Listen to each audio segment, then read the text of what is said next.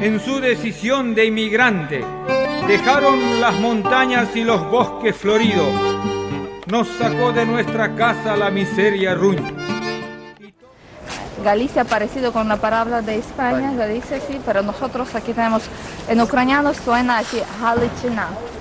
Halíčina es toda esa zona. Significa que en aquella época la capital de esa zona fue la ciudad Halíč, y por eso reciben el nombre Halíčina. Galicia y Volyn, un territorio bastante grande en el parte occidental de Ucrania. En aquella época el rey de esa parte se llama Danilo Галицький. Danilo Галицький, hablamos del siglo XIII, en esa época, y en esa época fueron muy a menudo los ataques de turcos, tártaros, mongoles por toda esta parte de Ucrania y en Europa general. Por eso el rey busca un lugar más para defender el territorio contra los ataques de turcos y tártaros. Así que en esos terrenos él encuentra una colina bastante alta y desde esa colina se podía ver a una distancia muy larga. Así que elige ese lugar para construir una fortaleza y defender el territorio durante los ataques. Así que poco a poco construyen un castillo, se llama Castillo Alto, y desde esa época empieza la historia de la ciudad. Así que en aquel tiempo las personas, el rey Danilo Галицький regala esa ciudad y territorio a su hijo Lev, por eso la ciudad lleva nombre Lviv, León, la ciudad de los leones, porque si traducimos Lev desde ucraniano significa león. Por eso podemos ver por todos lugares símbolos de los leones como los símbolos de la ciudad. En diferentes libros o materiales pueden encontrar diferentes nombres de la ciudad. Son Lviv, Lemberg, Lviv, Leópolis, depende de la época. Lviv tenía diferentes nombres. Y durante su historia teníamos diferentes dominaciones, por eso la ciudad cambió el nombre. La ciudad se encuentra en la cruce de los caminos entre este y oeste y por eso es un lugar muy querido de todos defender.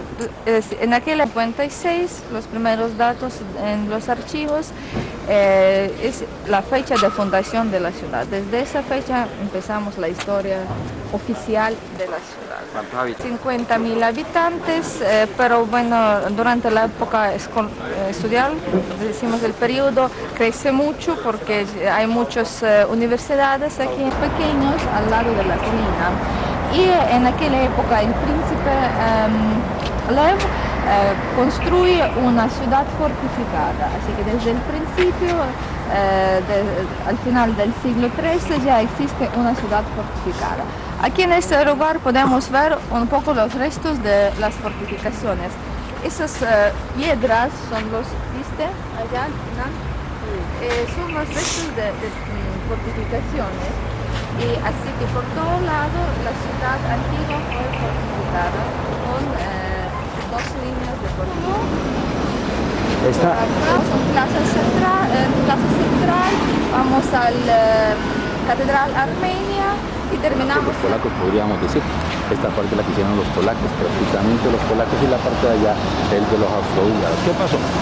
Recuerde que aquí lo funda la ciudad, aquí en la funda un señor que se llamaba Danilo Galicia. Danilo Galicia era ruso, era prácticamente ruso, siglo XII. Funda la ciudad. Posteriormente llegaron los polacos. Después de los polacos viene el Imperio Austrohúngaro. Después del Imperio Austrohúngaro, lo que pasa en la Primera Guerra Mundial, desaparece el Imperio Austrohúngaro a finales de la Primera Guerra Mundial y vuelven los polacos porque aquí había mucha gente de Polonia, entonces entran nuevamente los polacos. Después vienen los nazis. ¿Qué pasa con los nazis? Los nazis invaden Polonia y dentro de las cosas que invaden en Polonia, invaden esta parte de aquí también, porque esta está muy cerquita de Polonia, 30 kilómetros. Entonces quedó esto de los nazis. Después de los nazis pierden la guerra, la Segunda Guerra Mundial, entran los rusos. Después de que entran los rusos, en 1991 hay la disociación prácticamente de la Unión de Repúblicas Socialistas Soviéticas y entran nueve y queda libre acá. Entonces primero, ¿qué hace? La funda el zar, la funda un ruso Después llegan los polacos porque era muy cerquita de Polonia. Después llegan los austrohúngaros porque era un imperio muy grande. Pero los austrohúngaros en la Primera Guerra Mundial desaparece el austrohúngaro y entonces entran nuevamente los polacos que estaban aquí pegados, a los 80 kilómetros que está la distancia acá. Pero cuando llegan los nazis invaden Polonia. Recuérdense que en la Segunda Guerra Mundial invaden Polonia, entonces se toman Polonia e invaden acá. Entonces quedaron los nazis. Después de los nazis pierden la guerra los nazis, entonces entran los rusos que quedaron aquí.